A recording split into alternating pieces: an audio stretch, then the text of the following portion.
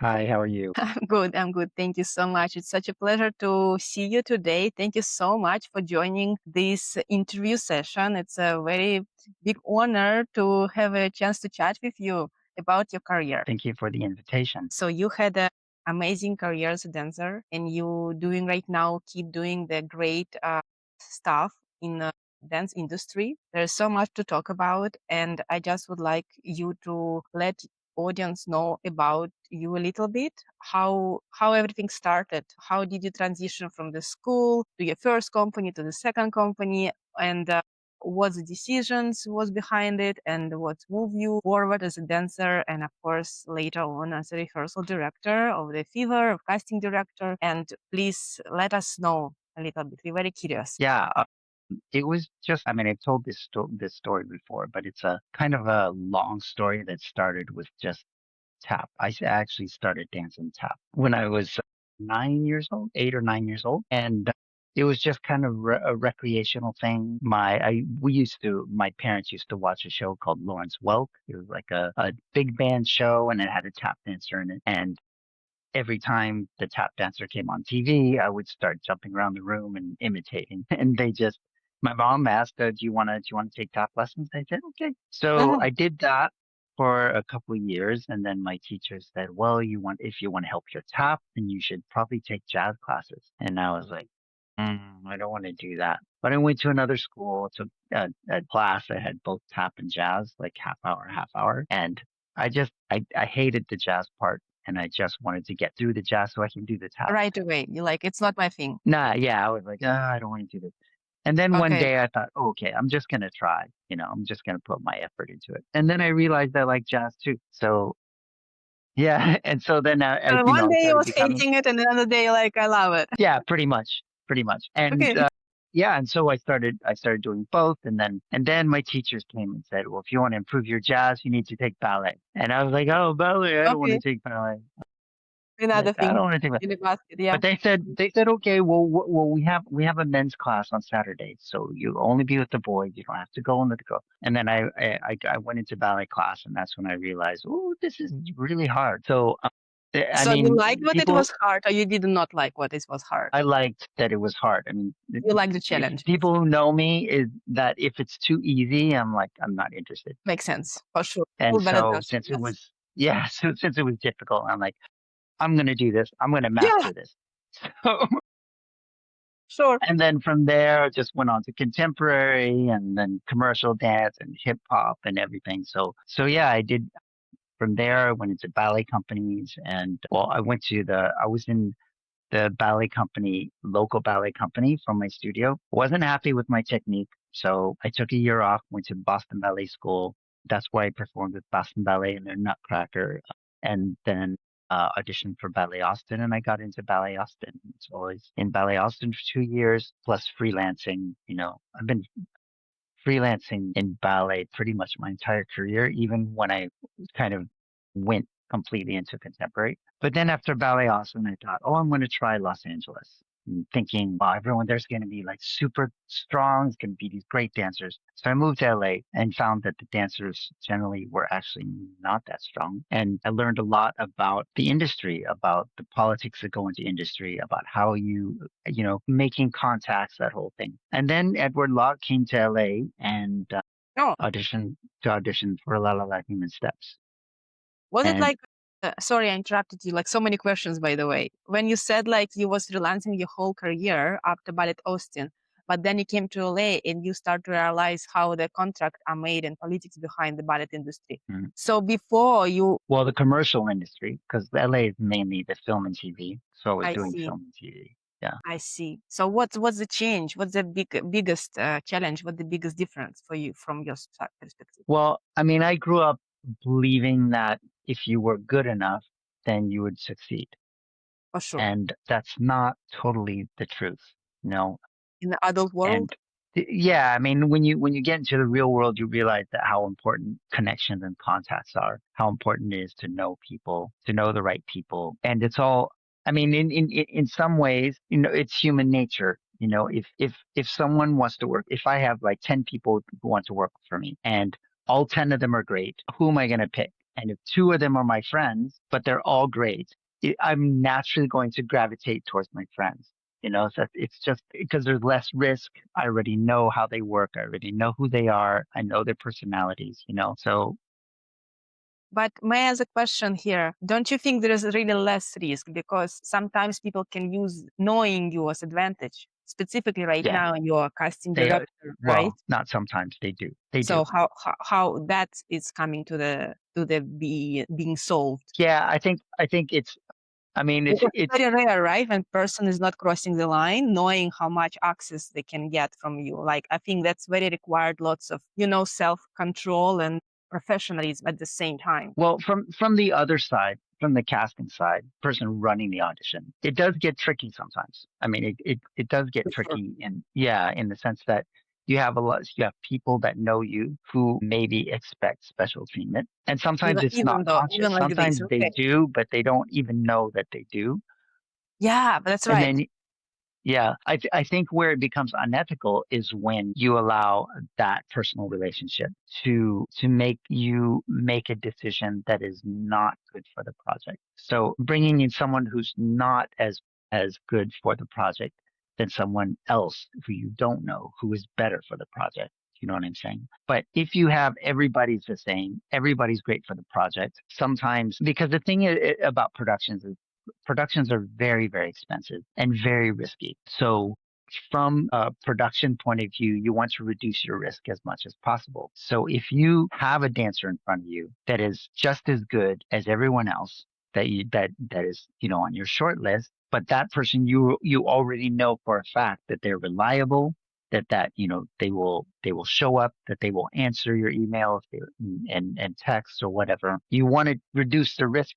Take someone you already know they're going to do the job right, So we rather can than call it taking a risk. loyalty. We also can call it loyalty or credibility when another person already proved through the other projects that they are reliable. We can Yes. also say that no matter what's happened, they will make it work. It's not only Yeah, I about mean there is loyalty in there, but loyalty to me, loyalty can cross an unethical line. If you're loyal to someone, even though they don't produce results, that's where the ethical line gets crossed. You know what I'm saying? Whereas there are other people who are just as good. You're going through if you choose someone you already know is a risk just because they're your friend. See, to me, that's the line that I prefer not to cross. Make for sense? sure.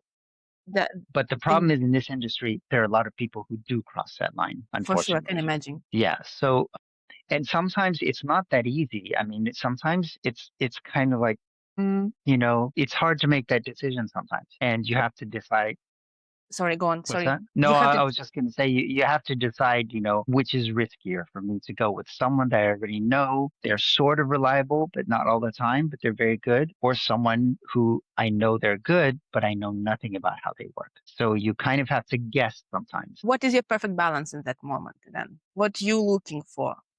And what you looking for, and what's the biggest mistakes dancers doing when they're walking in the room for your audition? I'm sure you had a lot. Mm. What's that factor which is determinate a lot for you and for in general audition process? There are a lot of answers.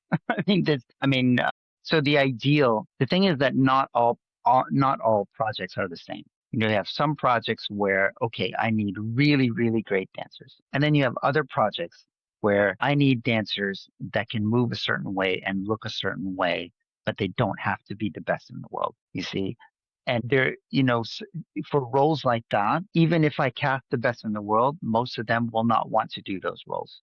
You know what I'm saying? So you have to match not just the skill, not just the look, not just the dance style, but you also have to match, is this a project that this person is going to enjoy doing, is going to I want to do? see. Because Mhm. if you get the wrong person and they don't enjoy it, they're just going to want to leave. And that's not good either. So it's really a puzzle trying to fit the right person into the right role. And then you also have to look at things like how fast do they learn? Like you have some people who are amazing dancers, but they're really, really slow to learn. And if you have a project that's in 2 days, even though that is the perfect profile for the role, if they're not going to be able to learn in 2 days, you have to pick someone else. So, and then there's the professionalism. I tend to and this is something that's really bad in the performing arts industry in general, but especially with dancers, dance teachers, is that the response time. So if you send a message to someone, or an email, or there are so many people that just don't respond. And I've had dancers even say, well, I didn't respond because I wasn't interested. That's not the way to say you're not interested. You need to, yes, literally not interested or not available. They're But the very problem is that, confident. I'm sure they have so much lineup job if they can answer like this. well, it happens all the time. It's not a rare thing, And the problem is that is, remember I talked about risk. Someone who doesn't respond when the answer is no, or the answer is I can't, or the It's your answer is risk. I'm not interested, for any other production, that's a huge risk because It is a risk. these productions, like I said, they cost a lot of money. Even a small production costs a lot of money. And each day is money going out the window when you don't have a response. So if I'm waiting for a response from someone, I am not going to book my you know my plan B or the next person in line. But then if I wait 3 days and finally go, okay, I'm going to hire the next person, then they say, oh, I just signed a contract yesterday, then you're stuck. Now I have to spend more money and more time to find someone else. So it's really important that response is the response time is really important. And it's really important to respond when you're not available as well, because people are waiting, right? There are people waiting, and time is money. There's a lot of money being spent while they're waiting. I really hope that this interview will watch lots of dancers because it's very, I think, useful information for them. Doesn't matter in which part of industry right now, the beginners or mid-career, right? I think that's important things to know and remember while we are serving to this art form. So thank you so much for sharing. If we can go back to your work in Austin Ballet, how did you find it? How did you enjoy it? My 2 years at Ballet Austin it was really a happy moment in my life. And I was there when Eugene and Alexandra Slavin were still the artistic directors. And then they were replaced by Lambros Lambrou from Edmonton the second year. And two completely different styles of managing, two completely different choices of repertoire. And it was all it was a great learning experience for me, and it was a great time. I mean, the company was great. We got along really, really well, and Nice. we used to go out together all the time. And Nice. as you know, that doesn't always happen. So Sure. Yeah, that's actually very treasure. yeah. So and so it ended up, and a lot of my colleagues there. I mean, Stephen Mills was in the company with me then, and Paul Vasterling, and now Stephen Mills is the artistic director of Ballet Austin, has been for many years. I see. After that, Paul Vasterling went to Nashville Ballet and became the artistic director at Nashville I Ballet think he's still for a there, while. right? I don't know. I haven't checked in a long time, but I don't know where he is now. I don't know who the artistic director is now, but yeah, so everybody kind of went on to do different things, and then I went to LA and then came to Montreal and joined La La La Human Steps and started doing crazy stuff. So it was very traditional audition for you for La La La Human Steps? Just you show up in a room, done stuff, No. got the contract? No, it was a long drawn out process. Yeah, my agent called me and said, I don't know if you're interested in auditioning for a dance company, but she talked to me about La La La Human Steps and said, Edward's going to come in and audition. And she said, if you want to come by the office, I can show you a videotape. And so I went to her office. She showed me a videotape of Mondo Biondo, which was a TV show with Bette Midler, and they had a clip of that on there. And I was like, yes, I would love to try this, So I auditioned for him, and it got down to two of us, two men. One was Terry Lindholm, who with his wife they're the founders of Go-To Talent Agency in Los Angeles. But yeah, it was between Terry and me. And I'm short. I'm 5'6", and he was like really tall. I was like, okay, down to the two of us. He and I look nothing alike, like completely different body types, completely different ways of dancing. It was crazy. And then Edward said, okay, I'm gonna go back to Montreal and I'll contact you in a few days. Then a week went by, 2 weeks. I contact my agent. Hey, do you have any news? She said, no, we don't have any news. Like a month went by, and I was like, okay, I don't know what's going on. I need to know if with Nutcracker's coming up, and I need to know, can I accept Nutcracker guesting contracts or not? Right. So it was really complicated. So I ended up taking a contract in Sacramento Ballet, like last minute, like really last minute. And after a month in Sacramento, and after that, I accepted a second contract in Sacramento doing Carmina Burana, and I still didn't have any news. And then February, I think it was like February 14th, Valentine's Day, Edward calls me and says, "Can you come tomorrow?" And I'm like, I'm in the middle of a contract. No, I can't. He goes, "Can you break the contract?" I was like, "No, I don't do that."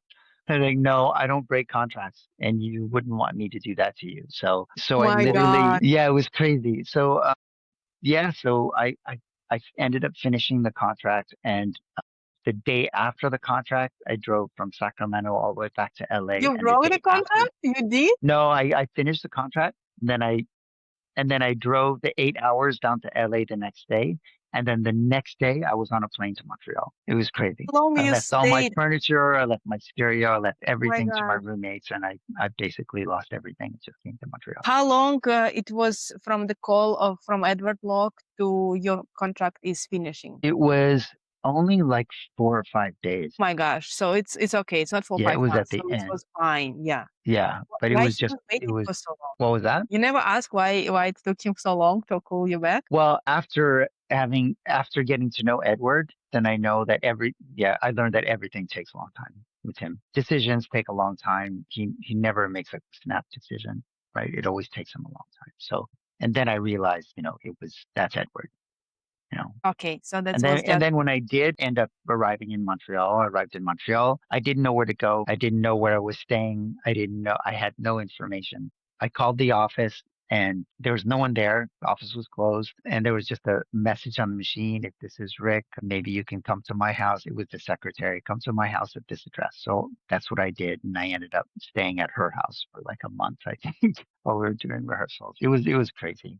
It was really crazy. so how the work process was with Edward. I know we talk about it. That's right during rehearsals, but can you share like again, please, your perspective and like how did it change you? Maybe what did you take from him to your current stage of the work? How long did you work with him? Was it last company? And yeah, Yeah, I was with him. I was with him for 8 years. So, and yeah, I really learned a lot during those 8 years. A lot about myself, a lot about obviously partnering because it's a very partner heavy company. And there's a lot that I think partnering classes do not teach you that I learned from doing that the extreme partnering for so long, and having danced with very completely different kinds of partners. Because there's Louise Le Cavalier, who's like really thin. She's really strong, but she's small. And then you have,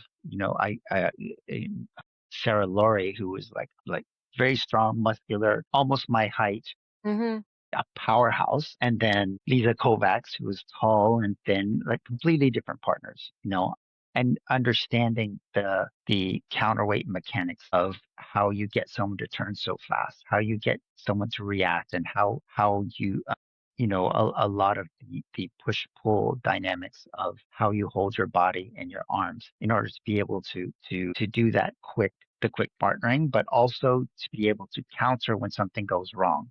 So yeah, it was a very, very intense learning experience. was he a good teacher? When you're saying like you learn a lot about physical dynamic and right the partnering, was he a good teacher or you had like other Edward doesn't teach. He doesn't teach. He just choreographs. So a lot of it came from trial and error, but I also, I mean, I have a background in physics. So once I started to really start to feel the counterweight and how you get someone to move quickly and how you get someone to understanding that once you understand gravity and you understand that, then I was able to relate it to what I know about physics. So that's what helped me to be able to explain it to other people, is that being able to take what we're doing, put it together into the physics, like the conservation of momentum and acceleration of gravity and all that, to be able to say, oh, okay, so this I think is the way I need to teach it to other people. But yeah, it was a really learning experience, but both from partnering perspective, but also from an interpretation perspective, and also from and just a stamina perspective.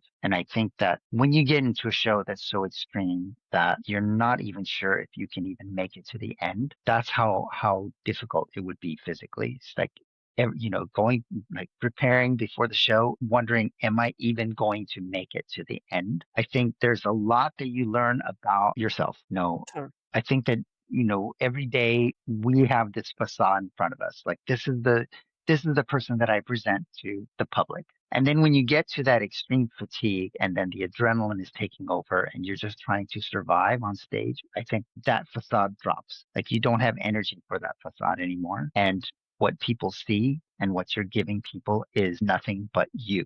That is just literally you, with no shield, with no makeup, with no facade in front. And I think just as you expose yourself vulnerably to an audience, you start to realize yourself, who you really are, because then you kind of, you look in the mirror and you realize, okay, this is who I am as a person. This is who I am when I'm just trying to survive, which is very different than what we, nowadays, what we do on telephones and things. We always put up a little bit of a filter, right? Yeah, it's a public art, right? It's art when we have a little bit of distance between audience. So it's a big question about what artists in public and artists by themselves in rehearsal, even a studio, right? It's there's maybe something what audience never will understand about the artist. What do you think? Yeah, I think they won't. I mean, they won't understand, but I don't think they need to understand. Like, an audience just needs to feel something. I mean, that's what we're there for, right? We're communicating. We're doing a transference of emotion. So we're communicating. That's what art is, communication. And they will be receiving. And Beautiful. also by reacting, they're giving back. So that is that human relationship that has to be there. And for any artist to go on stage and think that everyone is here for me, that's wrong. Because the audience is not there for you. They're there for themselves, right? And then once you make that relationship, both of you are there for both of you. It's never me. It's always going to be us. No. Power of theater, right? That's what this Yeah. theater is about, right? Yeah. Well, you mentioned that it was sometimes hard to survive during the show. How many shows did you present? And next question is, how did you take care about your body? Because it did affect your body a lot. It was different choreography. It's very dynamic physically. What did you do to help yourself to go through that process? And what you would recommend dancers who right now at the beginning or in the mid-career to take care first of all, right away? Do not wait until something. Yeah, touring was, I think it would just depend on the tour. Like, we would travel to a city. Sometimes we would have a day or two before the shows, and then we would have, like, show after show after show, depending on the festival. There was one point where we were doing a whole bunch of little cities in Europe, and we were literally doing a show, travel the next day, do another show, travel the next day, do another show. And at some point, me and one of the other dancers, and Nick Dolan, we realized we were in great shape. We were, like, in the best shape of our lives, and we realized it was because we're doing intense work, then a day resting on the bus. Intense work, then a day resting on the. It was literally like almost an ideal workout, without even trying. But yeah, I think everyone in the company kind of had a different way of training. Several of the dancers had a personal trainer, a cross trainer, who would and they would go in the gym in the morning and they would train with him. I didn't work with the trainer, but I would go in and I would usually bike for 45 minutes to an hour. And then we would come into the studio and take our ballet class. Louise used to train. She used to go boxing. She did a lot of the gym, but she did it on her own. Sometimes she trained with a trainer. Sometimes she would do boxing training first and then come to class. So, and then after class, after the gym, then the class, then we would start rehearsing, right? So it was a pretty full day. And that was during the intense time. Like, at the beginning of a creation, it was the opposite. We didn't work hardly, not long at all. Like, sometimes we would start creation and Edward would work for maybe half hour and then say, I have to go make a phone call. I'll be back, 15 minutes. And then he would not come back for 2 weeks. So What we did would you do work for on 2 that. weeks? So he would have given us maybe a minute, 2 minutes of choreography, and we would just work on that minute, 2 minutes every day until it was like tight, really, really, really tight. And then he would come back and say, okay, let's see what we have. And then we'd perform it. And then he'd go, okay, do this. And then he would improvise for like 3 minutes and be like, okay, wait, I have to remember because he was improvising, he wouldn't remember what he did. So we had to just know it after watching it once. It was pretty intense working with Edward. Same with me actually. When I started choreographing, I've had so many nice, beautiful movements, but I never could memorize them, and artist was not prepared to learn them. So I feel like I just lost somewhere in the history. But nowadays we have the telephones, so you can just film it while you're doing it. Yeah, Back then there yeah, was no telephone. There was no iPhone, there was no like Android phone. So yeah. you just had your memory, you just had your brain. So you mostly was touring company. Yeah. How was your schedule? Yeah, touring. Yeah. La is pretty much all touring. Yeah. When did you understand? So it was your last company, right? Am I correct? That was Yes, that was my last company before I retired. Yeah. How do you understand that the dance career is coming to the end?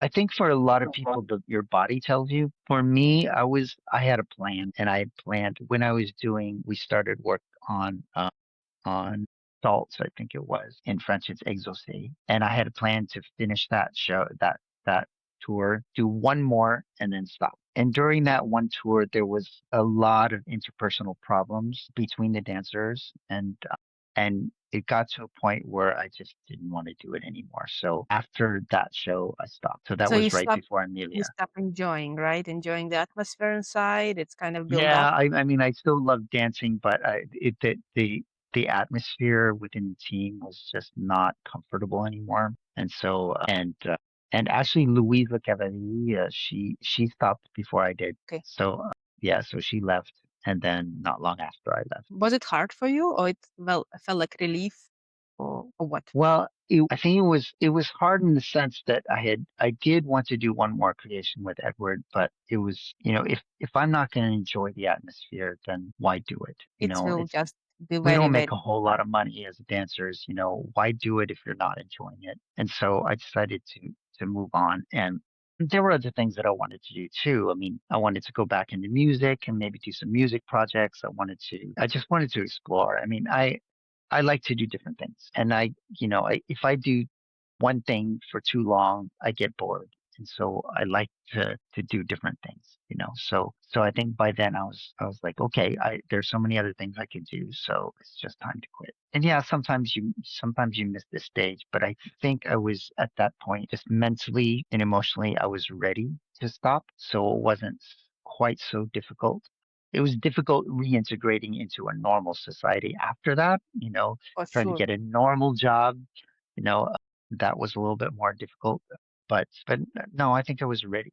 I was ready to stop. Is anything what you said that you didn't do? Is any like you wanted to do, like you mentioned, like that project, the next creations, but with Edward, is there another company you was hoping to work, but you didn't get a chance? I mean, there were a whole bunch of. Whole bunch. I mean, I mean, growing up, I had dreams of like working with different companies. There's like ABT, and I think I had wanted to work with Ohad Naharin at some point, but when I was really young, I wanted to work with Alvin Ailey as well.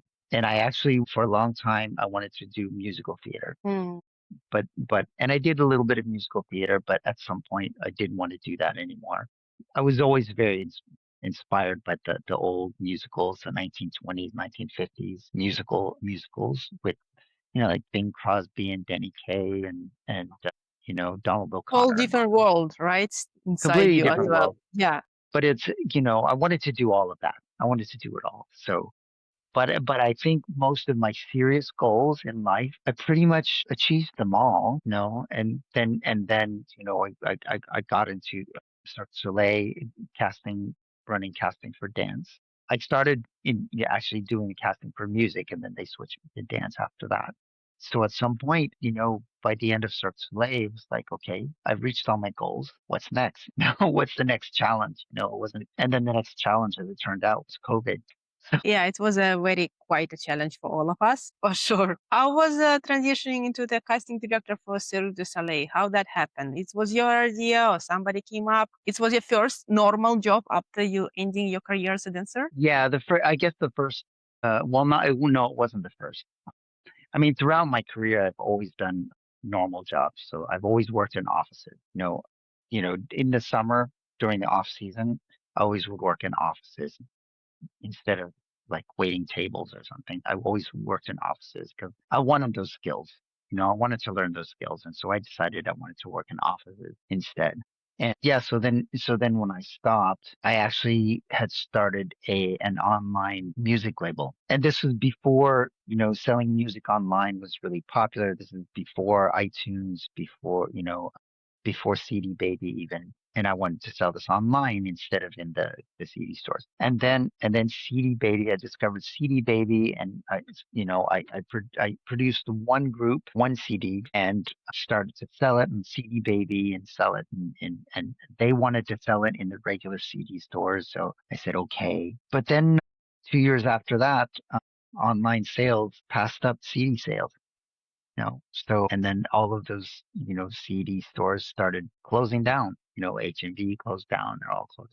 So, and everyone started buying online. So, but after a year of that company, it was really, it's anytime you do something new, anytime you do something that is too different from the status quo, it's very hard to get people to understand what you're doing. And second of all, to take a risk to try something different. So it's very, very, very difficult to get to steer people towards a different way of doing things, even if it is better. So it could be like way better, but if it means a little bit of effort to change, people resist it. And so that's kind of what we went up against. And then I decided, like, at that point, then I decided that I wanted to partner up with another artistic organization, but I wanted an artistic organization that actually made money instead of lost money. And so Cirque du Soleil was pretty much the only one in town. And so I tried to work for Cirque du Soleil,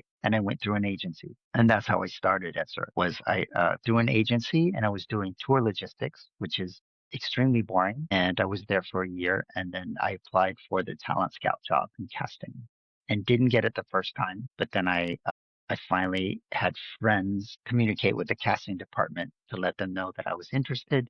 And then I applied again, and this time I got the interview and I got the job. You mentioned you had also agent in LA, and now you mentioned that you was part of the agency. What is this? Because it's not really familiar to the ballet world industry. Yeah, so an agents, yeah, there, because in the ballet world, you don't have really agents. Yeah.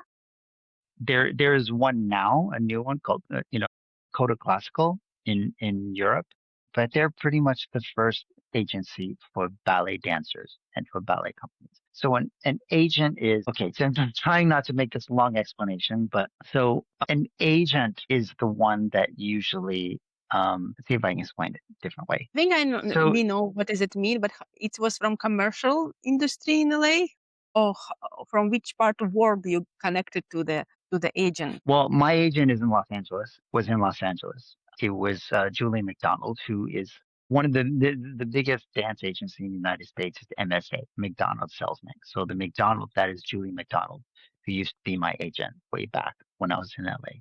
And yes, it's a commercial agency. They do film, television, industrials, live entertainment, anything. So they represent dancers and choreographers. And so the agencies they're the ones that are going to send you to auditions, because usually they know when and where all the auditions are, and then they will send you out to those auditions, and then they will negotiate your contract for you afterwards. That's basically their job. Is it possible to get the contract without agent? Yes, in LA it's very difficult. In LA you have to have an agent. In other cities you don't. So I think LA is probably the only city where it's almost an imperative to have an agent, whereas in New York you can have one or not. In other cities you don't really need one. No.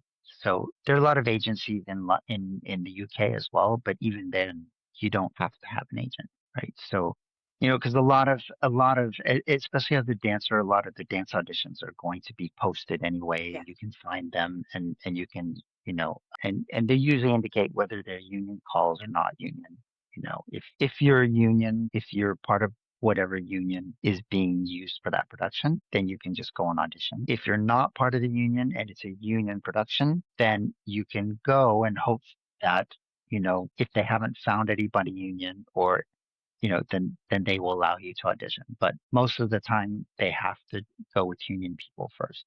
But then most of the 99% of all the contracts in the world are non-union. So Hmm. anyone basically can audition. Do you think the dance world right now is more accessible compared to the times when you were dancing, or it's It's opposite?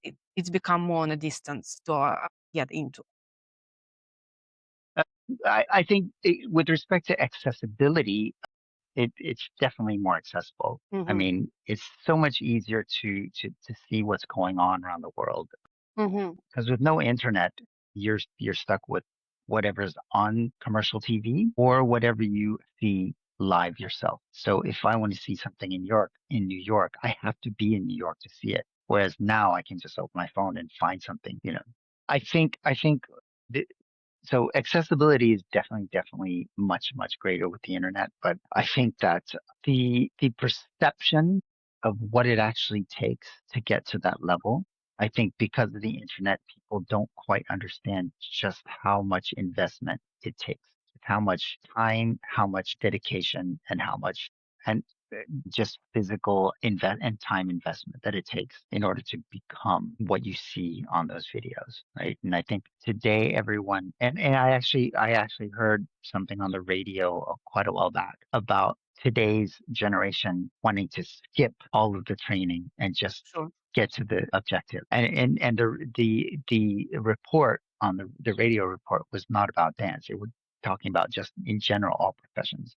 And they used as an example someone people in nursing school who wanted to be nurses, but they did not want to go through all of the training to become a nurse, which I is, have the students like this too, unfortunately. But yeah, students, we did not get along, of course, because you have to, go through the particular discipline, right, to achieve something. You can't just be part of the ballet and not follow, right, what has to be followed, basically. but Yeah. this actually is linked into your question about accessibility. The thing is that the information is very accessible. Like the Yes. you can Coaches, find things etc. easily, Right.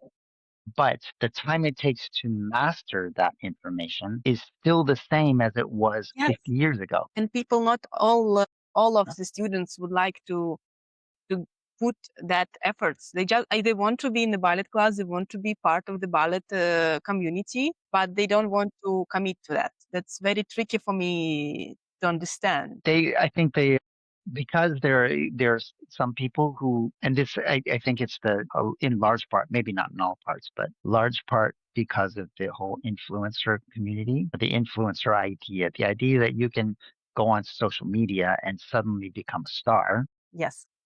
That's what everyone wants to do. But one of the things that people need to understand is that for every one influencer out there, there are a million people who are not. And two, just because you're an influencer doesn't mean that you're good at anything, because people like things online for different reasons.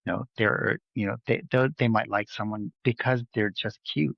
It might not be because they're any good. It could be for a lot of different reasons. So yeah, so I think that kind of affects the way people look at success or that perception of success. And since you have a few people who have created success with not that much effort, people think that is the thing to aspire to, right? But most people are not influencers and most people will never become influencers. So, and even if you want to be an influencer, it does help to have skills.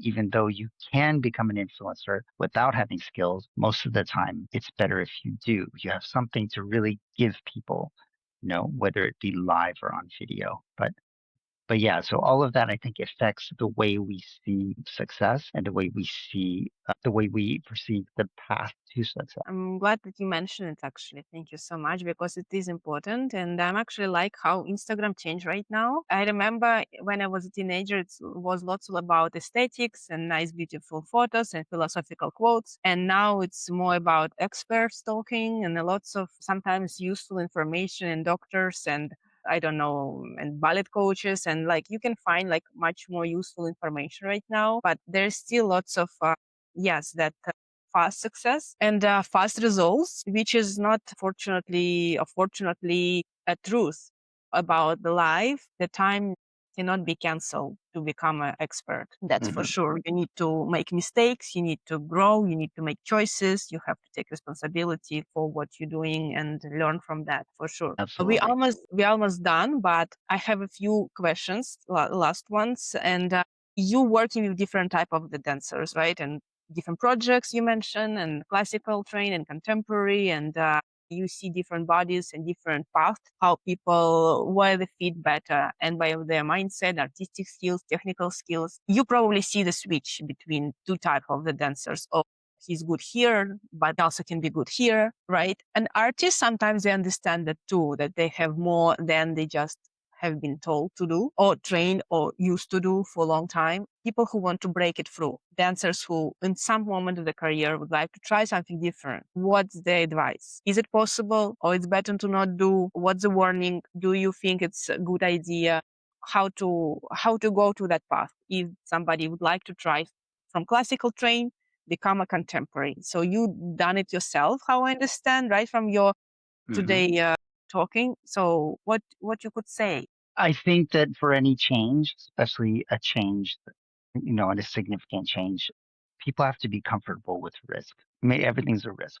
It, just because you persevere and you work hard doesn't mean you're going to succeed. So if you are, a ballet dancer, you want to go into contemporary and you think, if I just work really hard and I'm dedicated, I'm going to succeed. You can't count on that. That's not always true. So there's always a risk there. If you're not ready to take the risk though, you're definitely not gonna get there. For So sure. the thing about risk is that if you take that risk, good things can happen and bad things can happen. But if you don't take the risk, nothing happens for sure. So there's a risk there that I think a lot of dancers are not ready to take. No. To give you a different example, I know a lot of younger dancers who are teaching at studios, right? And then when a lot of times when I ask them if they would like to perform or if they're free to perform, I often get the answer is like, well, I can't leave my classes. I have to teach, so I can't do this show or whatever. So to me, I'm like, okay, what's your priority though? Are you now a career teacher or are you a dancer? So are you a dancer who teaches or are you a teacher who dances? They're two different things, right?